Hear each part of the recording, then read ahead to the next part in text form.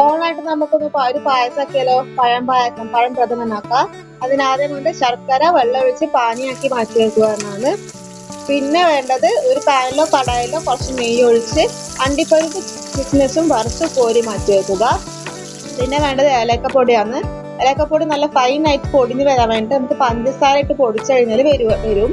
ഞാനിവിടെ പഴം ഇട്ട ജാറിൽ മാറ്റിയിട്ട് ഏലക്ക പൊടിക്കാൻ ഇട്ടുകൊണ്ടും പിന്നെ വലിയ ജാറായതുകൊണ്ട് അത് പൊടിഞ്ഞിട്ടില്ല, വൃത്തിക്ക് വെറ്റായതുകൊണ്ട് പൊടിഞ്ഞിട്ടില്ല. അപ്പൊ നമ്മള് പിന്നെ വേണ്ടത് മുറിച്ച് വെച്ച പഴത്തിന്, നേന്ത്രപ്പഴത്തിന്റെ ഉള്ളിലത്തെ കുരു പോലത്തെ കറുത്ത അതൊക്കെ കളഞ്ഞ് മുറിച്ച് വെച്ച പഴം അരച്ചെടുക്കുക എന്നുള്ളതാണ്. പിന്നെ വേണ്ടത് രണ്ടാം പാലും മൂന്നാം പാലും. ഒന്നാം പാലും വേണം, ഞാൻ വീഡിയോ എടുത്തിട്ടില്ല. ഒന്നാം പാലും ഇടും. ഒന്നാം നല്ല കൺസിസ്റ്റൻസി കട്ടിയായിരിക്കും. പിന്നെ വേണ്ടത് പറഞ്ഞാൽ ഈ അരച്ച് കണ്ടോ, ഇങ്ങനെയായിരുന്നു. ഇങ്ങനെ നമുക്ക് അരച്ച് കിട്ടണം പഴം. ഈ അരച്ച് വെച്ച പഴത്തിന്റെ മിക്സ്ചർ നമ്മൾ ഒരു കടായിലോ പാനിലോ നെയ്യ് ഒഴിച്ചിട്ട് നല്ല വൃത്തിക്ക് വരട്ടിയെടുക്കുക. നിങ്ങൾക്ക് ലൂസ് കൺസിസ്റ്റൻസി ആയ പായസം, കടിക്കാറൊന്നും വേണ്ടാത്ത ലൂസ് ആയിട്ടുള്ള പായസം വേണമെങ്കിൽ ജസ്റ്റ് ഒന്ന് വെള്ളം ഡ്രൈ ആവുമ്പോൾ നമുക്ക് അതിൽ വെല്ലപ്പാവ് ഒഴിക്കുക.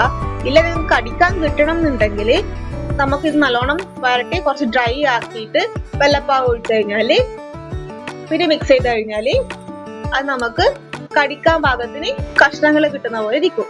ഇതുപോലെ ഇരിക്കും.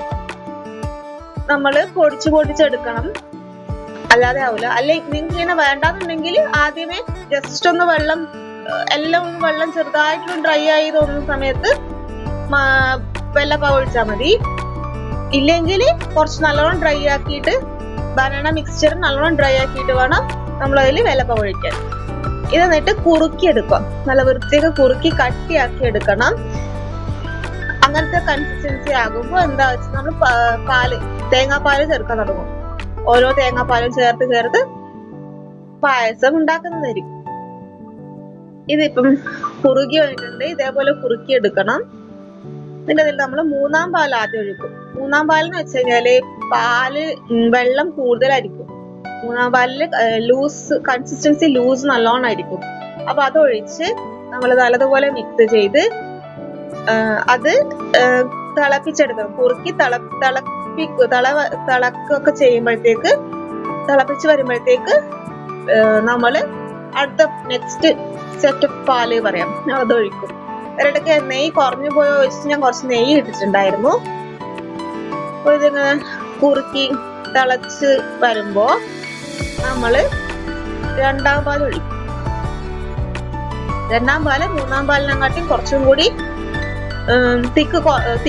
തിക്കായിരിക്കും. ലൂസ് കൺസിസ്റ്റൻസി കുറവായിരിക്കും.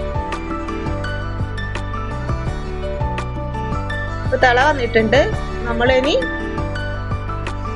രണ്ടാം പാൽ ഒഴിക്കുന്നതായിരിക്കും. ഒന്ന് തിളപ്പിക്കണം. ഇപ്പൊ രണ്ടാം പാൽ ഒഴിച്ച് ഇതേപോലെ മിക്സ് ചെയ്ത് തിളപ്പിച്ച് കുറുക്കിയെടുത്ത് തിളച്ച് വരുമ്പോ നമ്മൾ അതിൽ ഒന്നാം പാൽ ചേർക്കും. നല്ലതുപോലെ മിക്സ് ചെയ്ത് രണ്ടാം പാലിട്ട് നല്ലപോലെ മിക്സ് ചെയ്ത് തിളച്ച് വരുമ്പോ നമ്മൾ ഒന്നാം പാൽ ഒഴിക്കും. ഇതിൽ ഒഴിച്ചിട്ടുണ്ട്, ഞാൻ എടുത്തിട്ടില്ല എന്നേലും. ഒന്നാം പാൽ നല്ല കട്ടിയുള്ളതായിരിക്കും.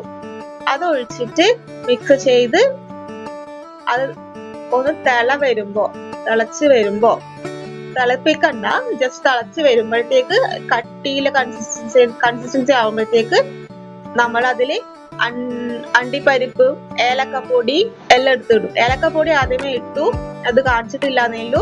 ഏലക്കപ്പൊടി ഇട്ട് മിക്സ് ചെയ്യും. പിന്നെ വറുത്ത് കോരി വെച്ച അണ്ടിപ്പരിപ്പ് മുന്തിരിങ്ങ ഇടും. പിന്നെ ചുക്കുപൊടി ഇടണം. ചുക്കുപൊടി ഞാൻ ഇട്ടിട്ടില്ല, നിങ്ങൾ ചേർക്കണം. അപ്പൊ നമുക്ക് അടിപൊളിയായിട്ടുള്ള ഒരു പായസം കിട്ടും.